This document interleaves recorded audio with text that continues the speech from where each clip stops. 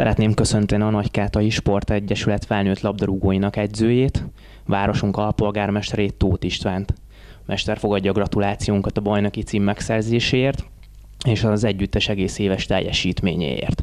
Tudjuk, hogy már egy kis idő eltelt az elsőséget eldöntő Aranyszarvas SE elleni mérkőzés óta, de engedje meg, hogy egy gondolat erejéig visszakanyarodjunk rá.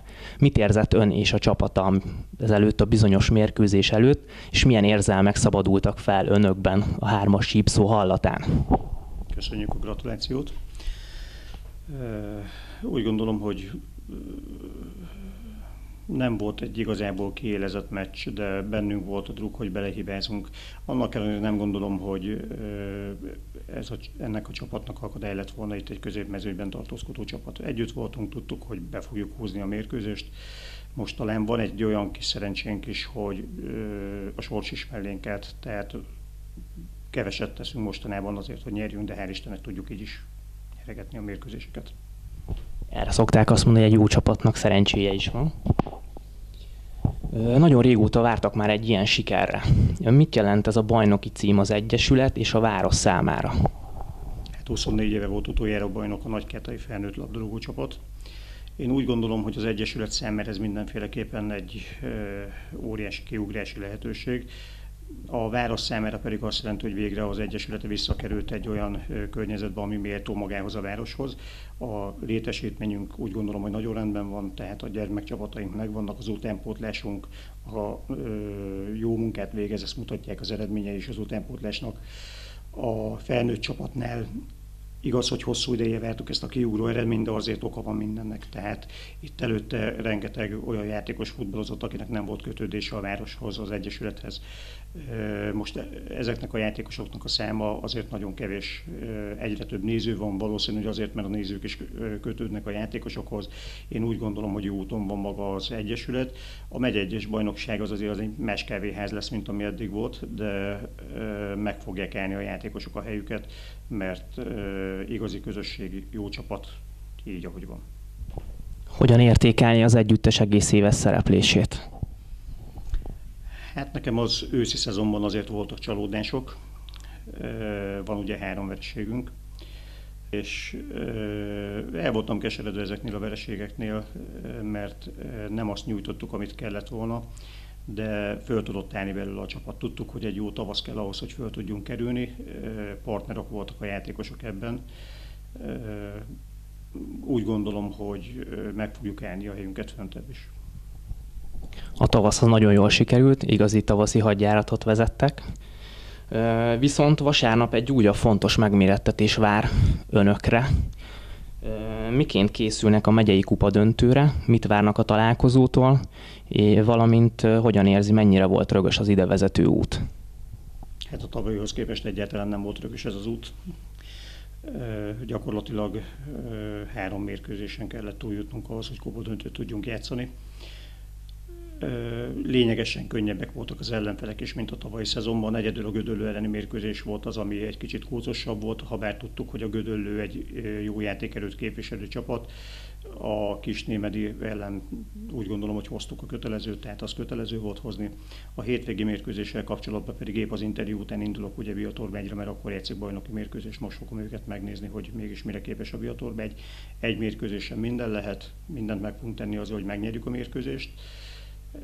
Nem akarom magunkat túlbecsülni, igenis benne van a csapatban az, hogy győztesre hagyja el a pályát. A bajnoki cím megszerzése ugye azt is jelenti, hogy jövőre egy osztállyal feljebb kell majd helytállniuk. Milyen változások érinthetik a csapatot a nyár folyamán? Hát, változások biztos, hogy lesznek. Az értékeinket ennek ellenére meg fogjuk tartani. A közösséget ugyanúgy meg szeretnénk tartani az öltözőben, de úgy gondolom, hogy az elmúlt években sem volt ebből baj Nagykátán, tehát itt folyamatosan egy igazi jó közösség kovácsolódott szezonról szezonra.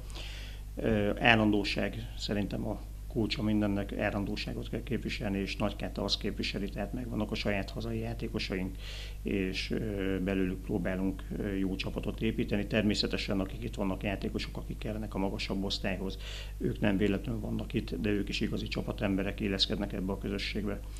Nehezebb feladat lesz a megye 1, de úgy gondolom, hogy nem megoldhatatlan. Évekig ezért dolgoztunk, hogy a megye 1-ben akarunk futballozni.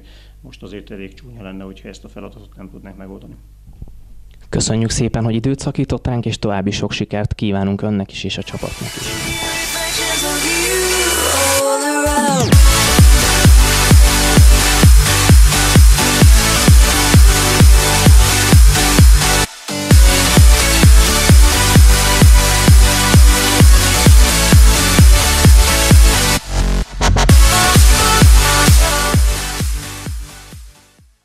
Üdvözlöm Hegedűs Józsefet, aki a Nagykáta ESE és a labdarúgó szakosztály elnöke is egyben. Szeretnénk önnek is gratulálni az idei nagyszerű szezonhoz. Ön miként értékelni a szakosztály egész éves munkáját? Köszönjük szépen a gratulációt. Én úgy gondolom, hogy jó úton halad a klub. Itt 7 éve vagyok az Egyesület elnöke. Ugye amikor elindultunk az új vezetéssel, akkor még MB3-ban volt a csapat. A terv akkor az volt a cél, hogy becsületesen végigjátsszuk ezt az évet a körzeti bajnokságban szereplő csapattal. Ezt megtettük. A megye 1-ben a következő évben az volt a cél, hogy maradjunk bent, ami sajnos azért nem sikerült, mert az MB3-ból több kieső volt Pest megyéből, ezért nem voltunk ugyan kieső helyen, de kiestünk. Onnantól pedig célunk az volt, hogy visszakerüljünk minél előbb. Hát ez végül is 6 év után sikerült most az idén. Az idei szezonban szerintem parádisan szerepelt a felnőtt csapatunk, ugye a tavaszi szezon 100%-os teljesítménnyel hozta, valamint bejutottunk a Pest megyei kupa döntőjébe is. Az utánpótlás csapatainkat folyamatosan építettük ki és fejlesztettük, egyre több korosztályban szereplünk. Ugye a legkisebbek a Bozsik programban, 7, 9, 11 és a 13 évesek. Az U14-es csapatunk ezüstérmet szerzett, az U17, illetve az U21 pedig az idén először az MB2-es kiemelt bajnokságban szerepelt, ahol középcsapat lett mindkét gárdából, tehát a 9-10. Hely környékén volt a cél is, hogy azt megkezdeni, ezt sikert is elérni, úgyhogy szerintem a szakmailag mindenképpen előre léptünk. Az elmúlt években nagy változások történtek az Egyesület sporttelepén. Fel tudná eleveníteni, hogy melyek voltak ezek? Hát igen, mióta a TAO-s pályázati rendszerrel indították, az első évben ugyan nem sokat sikerült nyernünk, meg későn is kapcsoltunk talán, azóta viszont folyamatosan pályázunk, jó pályázatokat adunk be, és folyamatosan nyerünk is. Ami meg is látszik a létesítményen, a tavalyi év folyamán az öltözők lettek felújítva, belecékezve a fedett lelátó, kialakítottunk egy VIP-páholyt. Az idén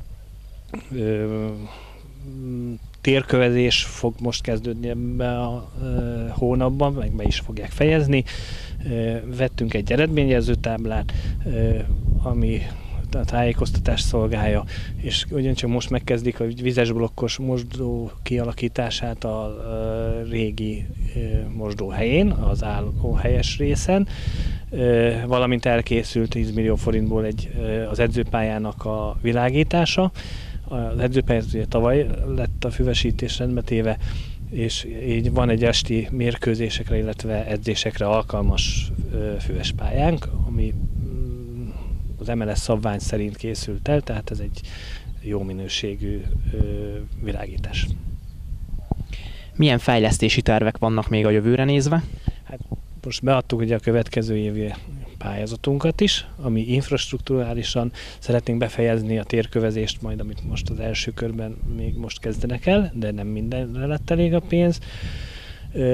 Szeretnénk eszközöket vásárolni a pálya karbantartására, gyepszellőztetőt, hengerezőt, festékkezőt, tehát hogy nem észporral szórjuk fel a pályát, hanem festve legyen, ami környezetbarátabb. Az edzőpályának egy korlát kiépítését, hogy ha rossz idő esetén oda kell vinni a meccset, akkor az is megfeleljen az MLS-es előírásoknak, ugye, mert csak egyik oldalán van most per pillanat korlát. Tehát nagyjából most ezek a fő prioritások. Köszönjük szépen, hogy ön is rendelkezésünkre állt, és hasonlóan szép sikereket kívánunk a jövőben is.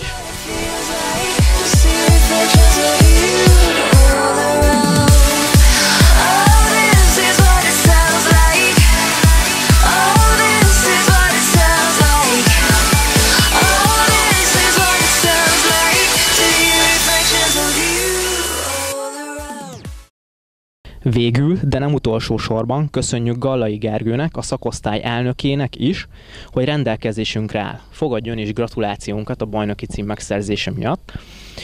Első kérdésem lenne, hogy ön szerint az idei évre kitűzött célokat milyen mértékben sikerült megvalósítani az Egyesületnél?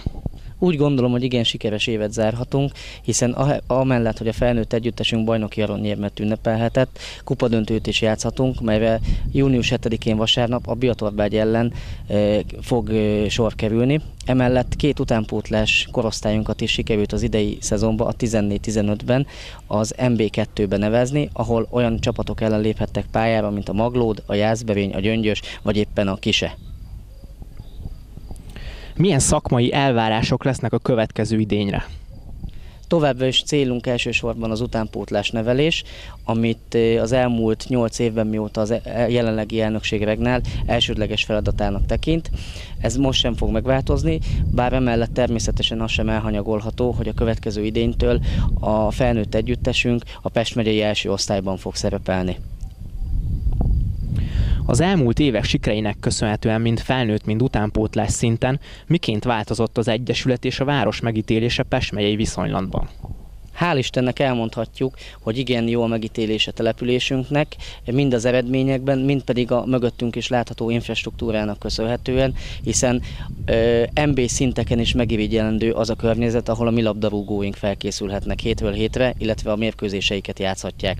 Emellett azt is meg kell említeni, hogy az elmúlt évben, a 2014-es év végén a Pest megyei éremtáblázaton a Nagykáta Sportegyesület a második helyezést szerezte meg a Taksony mögött. Olyan településeket előztünk meg, mint a Maglód, a Gödöllő, vagy éppen a Szászhalombatta. Igen, eredményesnek mondható ez is. És ha már szóba jött a vasárnapi mérkőzés, milyen várakozásokkal tekintenek a megyei kupadöntő elé? Úgy gondolom, miután a felnőtt csapat tavasszal a bajnokságban 100%-os teljesítményt nyújtott, így nem mondható az, hogy a Biatorbágy megye egyes tagsága ellenére alárendelt szerepet kellene játszanunk. Igaz, hogy ez mind a két csapatnak már egy jutalomjáték, a főtáblás hely megvan, de ha már eljutottunk ideig, akkor igenis szeretnénk megnyerni a kupát. Esetleg egy tippet kaphatunk? Igen, úgy gondolom, hogy 2-1-es nagykátai győzelem fog születni. Reméljük így lesz, köszönjük szépen, hogy ön is itt volt velünk. Köszönöm.